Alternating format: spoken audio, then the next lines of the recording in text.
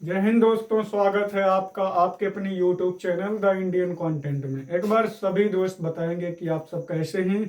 आशा करता हूँ अच्छे होंगे, स्वस्थ होंगे, लाजवाब होंगे और बेहतरीन तरीके से पढ़ाई कर रहे होंगे और अपने लक्ष्य की ओर बहुत तीव्र गति से तेजी से दौड़ रहे होंगे, भाग रहे होंगे। दोस्त, मैं आज वीडियो लेकर के आया हूँ अपना कक्षा 10 साइंस और उसमें फिजिक्स का चैप्टर पहला, जैसा कि आप देख रहे होंगे, प्रकाश का परावर्तन एवं अपवर्तन। कुछ बच्चों का कमेंट में कहना था कि सर साइंस भी पढ़ाइए, तो मैंने जो है थोड़ा सा विचार किया और फिर जो है वीडियो लेकर के आ गए। चलिए दोस्त, वीडियो को स्टार्ट करते हैं। उससे पहले आपको ये बता देना चाहता हूँ, हमारे चैनल पर पूरे आंकिक प्रश्न और भाषा सहित आपको पूरा मिलेगा और बिल्कुल बेहतरीन तरीके से समझाया जाएगा। अब आप देखिए, हमारा जैसा कि चैप्टर है प्रकाश का परावर्तन एवं अपवर्तन। सबसे पहले आप प्रकाश देखिए। आप प्रकाश लिखिए, क्या होता है प्रकाश। लिखिए आप, क्या होता है। अगर हम प्रकाश की परिभाषा देखें, अगर हम प्रकाश की परिभाषा देखें तो लिखिए प्रकाश एक प्रकार की ऊर्जा है, एक प्रकार की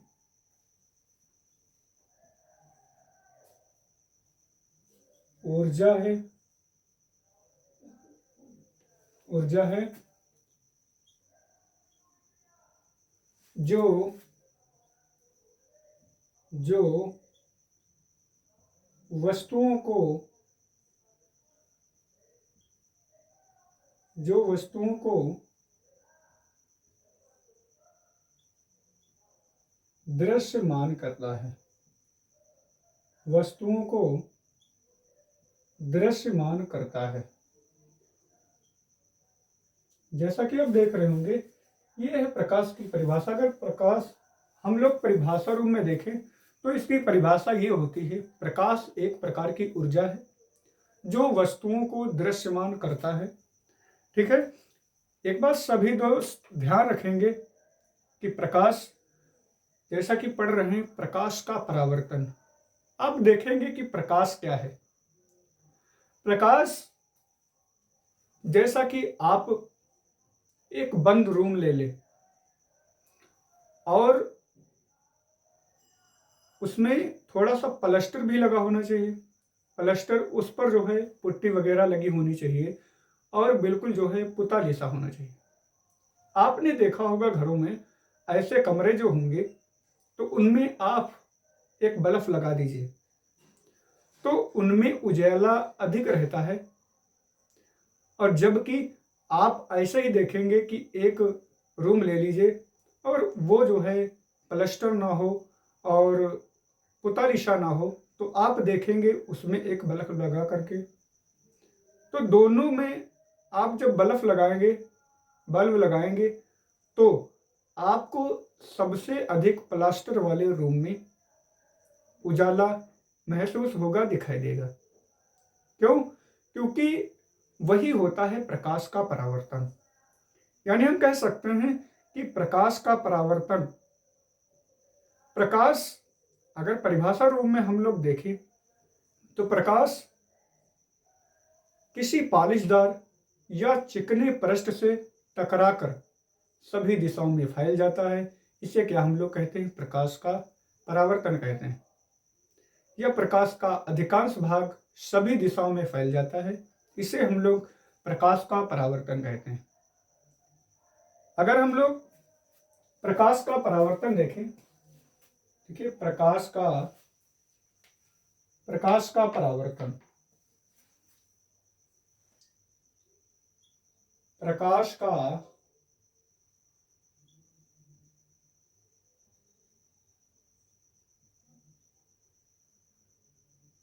का परावर्तन जब जब प्रकाश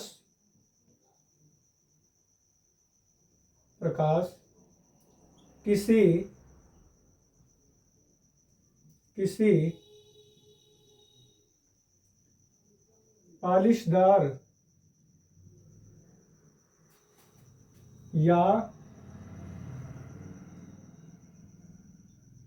चिकने पृष्ठ से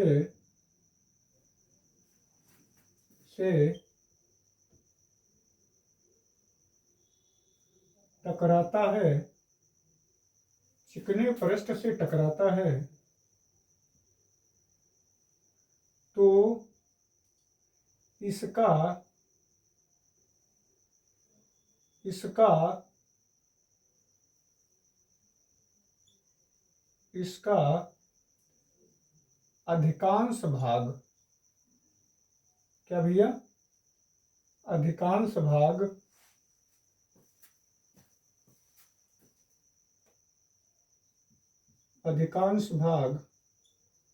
वापस उसी दिशा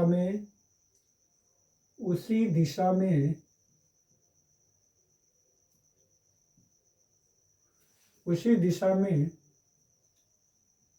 लौट आता है, लौट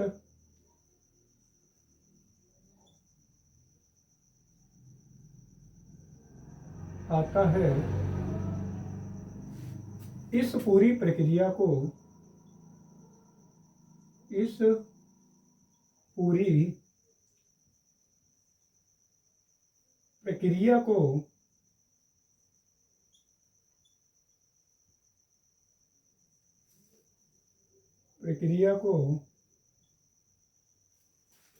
प्रकाश का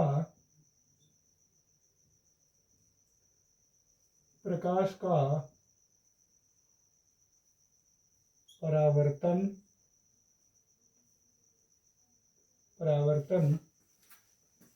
कहते हैं। प्रकाश का परावर्तन कहते हैं।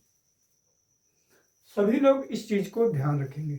याद करने के लिए हम आपको बताएं कि हमने जैसा कि उदाहरण दिया, एक बंद रूम ले लीजिए और बंद रूम में और कमरा या रूम प्लास्टर होना चाहिए और उसमें पुट्टी वगैरह लगी होनी चाहिए और उस पर चूना वगैरह से पुता लिसा होना चाहिए। तो आप देखेंगे उस रूम में आपको सबसे अधिक मात्रा में उजाला मिलेगा, मतलब चीजें बहुत साफ दिखाई देंगी, वहां पर बहुत ज्यादा ही उजाला होगा। लेकिन आप एक ऐसे ही रूम को ले लीजिए जो ना तो प्लास्टर हो ना तो चूने से पुता लिसा होना चाहिए, तो उसमें उजाला कम होता है। क्यों? क्योंकि वहां पर प्रकाश का परावर्तन कम हो पाता है। प्रकाश का परावर्तन का मतलब हमने बता दिया कि प्रकाश उस पालिशदार से टकराएगा, यानी कि जो प्लास्टर होगा आपकी दीवार से टकराएगा और अधिकांश भाग उसका उसी दिशा में लौट आएगा। तो मतलब प्रकाश जाके ऐसे लड़ा और फिर क्या हुआ, घूम के वही दिशा में आ गया और फैल गया। तो इसे हम लोग क्या कह देते हैं, उसी को हम लोग प्रकाश का परावर्तन कहते हैं। बात समझ में आ गई होगी। जैसा कि हमने परिभाषित रूप में लिखा है, आप देख रहे होंगे, जब प्रकाश किसी पालिशदार या चिकने पृष्ठ से टकराता है तो इसका अधिकांश भाग वापस उसी दिशा में लौट आता है। इस पूरी प्रक्रिया को प्रकाश का परावर्तन कहते हैं। बात समझ में आ गई होगी। अगर जैसे मान लीजिए हम उदाहरण के लिए लें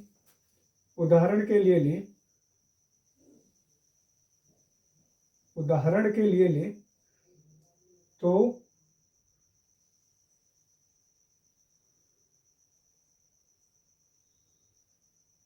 पुता लिसा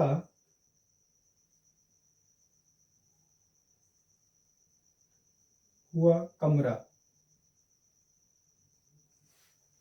और अगर आप पुतलिसा कमरा नहीं लेते हैं तो उसमें क्या हुआ, प्रकाश का परावर्तन कम होगा, यानी कि प्रकाश अपने पालिशदार या पृष्ठ से, कोई चिकने पृष्ठ से टकराएगा ही नहीं, तो प्रकाश वापस उसी दिशा में लौटेगा नहीं। अब जब लौटेगा नहीं तो उसमें उजाला कम होगा। बात समझ में आ गई होगी। और इसी को हम लोग प्रकाश का परावर्तन कहते हैं। बात समझ में आ गई होगी। अब हम लोग सबसे पहले प्रकाश का अपवर्तन देखेंगे। हमने प्रकाश का परावर्तन बहुत ही आसानी से सीखा है। आप जान गए होंगे प्रकाश क्या होता है। आपके घर में बल्ब लगा होगा, उसमें से जो उजाला होता है वो है प्रकाश। जैसे कि मोमबत्ती आप जलाओ, वो होता है प्रकाश। एक प्रकार की ऊर्जा होता है। ऊर्जा क्या है, जैसे कि हम खाना खाएं, कार्बोहाइड्रेट से हमें बहुत जल्द क्या मिलती है, ऊर्जा मिलती है। तो हम उसी ऊर्जा के द्वारा हम किसी काम को कर पाते हैं, तो हमारे लिए ऊर्जा है। अब जैसे मान लीजिए रात में आप कहीं से निकले और जब तक आपको ऊर्जा नहीं मिलेगी या आपको उजाला नहीं मिलेगा, तब तक क्या आप आगे बढ़ पाएंगे। और अगर आगे बढ़ भी जाएंगे तो कहीं गिरेंगे खंती वंती में और इधर उधर, समझते हैं ना। तो हम सबसे पहले अब समझेंगे प्रकाश का परावर्तन। प्रकाश का परावर्तन, इनके नियम जो है हम इससे अगले वीडियो में समझेंगे। प्रकाश का अपवर्तन हम इस वीडियो में सीख लेते हैं। हमने लिखा प्रकाश का अपवर्तन।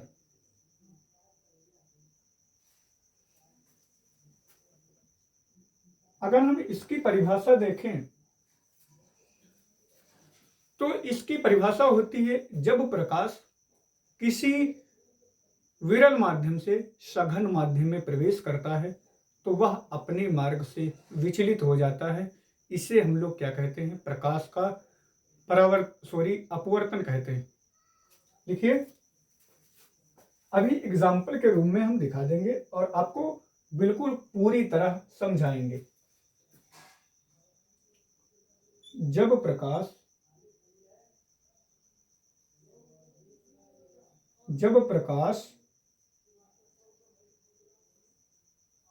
किसी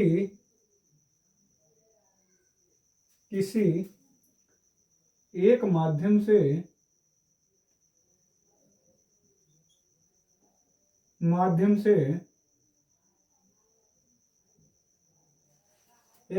से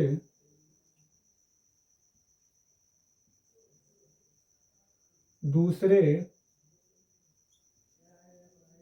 माध्यम में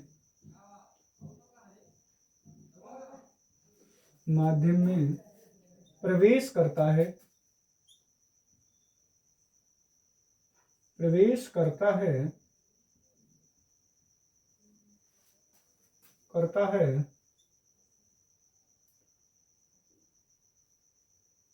तो वह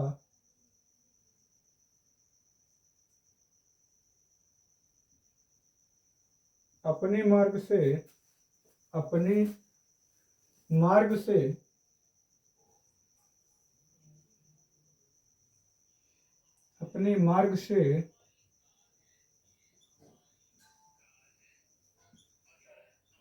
विचलित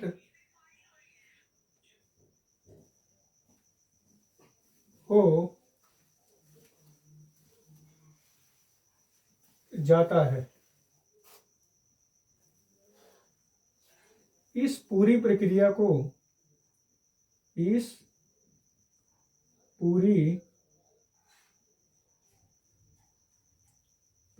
को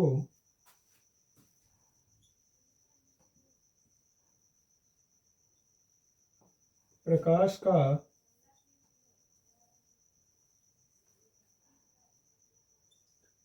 अपवर्तन कहते हैं।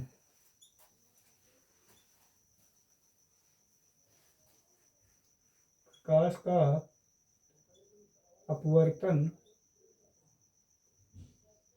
कहते हैं। जब प्रकाश किसी एक माध्यम से दूसरे माध्यम में प्रवेश करता है तो वह अपने मार्ग से विचलित हो जाता है। इस पूरी प्रक्रिया को प्रकाश का अपवर्तन कहते हैं।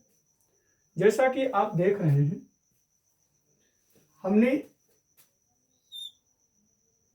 ये एक जो है आकृति खींच ली। ये मान लीजिए विरल माध्यम है, ये मान लीजिए सघन माध्यम है। सघन माध्यम,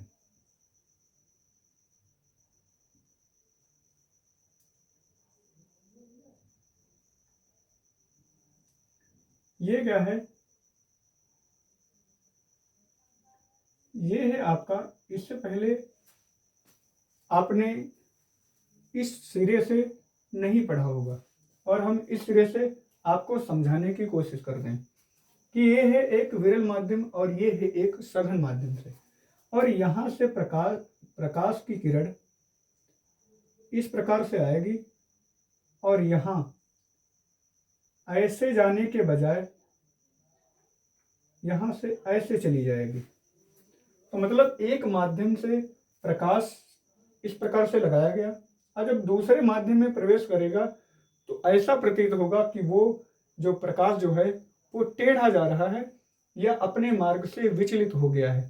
टेढ़े का मतलब विचलित हो गया यानी टेढ़ा हो गया है, तो अपने मार्ग से विचलन यानी टेढ़ा होता प्रतीत होगा, है ना। तो ये क्या है? ये है आपतन बिंदु। क्या है? आपतन बिंदु। ये है अभिलंब, ये है अभिलंब, ये वाला, ये है क्या? अभिलंब। और ये आने वाली किरण है आपतित किरण और ये है जाने वाली किरण परावर्तित किरण। मतलब ये जो रेखा होगी इस प्रकार से डेट डैश कर लेंगे, ये इधर को जानी चाहिए थी, मतलब यहां से आई और इधर जानी चाहिए थी, लेकिन वह अपने मार्ग से ऐसे टेढ़ी चली गई। तो इसे ही क्या कहेंगे? प्रकाश का अपवर्तन कहेंगे। जब प्रकाश किसी एक माध्यम से दूसरे माध्यम में प्रवेश करता है तो वह अपने मार्ग से विचलित हो जाता है। इस पूरी प्रक्रिया को हम प्रकाश का अपवर्तन कहते हैं। आशा करते हैं अच्छे से समझ में आ गया होगा। अब जो है अगला वीडियो आपको मिल जाएगा और ये जो है पूरी तरह आपके दिमाग में उतर गया होगा। बहुत अच्छे से समझाने का प्रयत्न किया है और एक सरल विधि से समझाने का प्रयत्न किया, और ये जो भी हमने समझाया है उसको उदाहरण या एग्जाम्पल लेकर समझाया। चलिए हम अगले वीडियो में मिलते हैं, तब तक के लिए जय हिंद, जय भारत।